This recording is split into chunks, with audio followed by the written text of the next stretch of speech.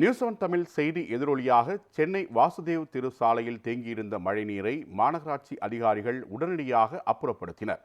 இதுகுறித்து நமது செய்தியாளர் அன்பழகன் வழங்கிய கூடுதல் தகவல்களை தற்போது பார்க்கலாம். சென்னை மாநகராட்சி மண்டலம் 9 வார்டு 117 வாசுதேவ் தெருவை பொறுத்த வரைக்கும் அடிக்கடி மழைக்காலம் என்றாலே இங்கு அதிகமாக தண்ணீர் தேங்கக்கூடிய சூழல் இருந்தது. நாம் இது குறித்து காலையில் செய்தி வெளியிட்டிருந்தோம். அதைத் தொடர்ந்து மாநகராட்சி அதிகாரியிடம் உடனடியாக இது குறித்து தகவல் தெரிவிக்கப்பட்டிருந்தது. அதற்காக தற்காலிக தீர்வாக எப்பொழுதுமே தண்ணீர் இருந்தால் அது லாரி வைத்து அப்புறப்படுத்தினார், தண்ணீரை அப்புறப்படுத்தினார்கள்.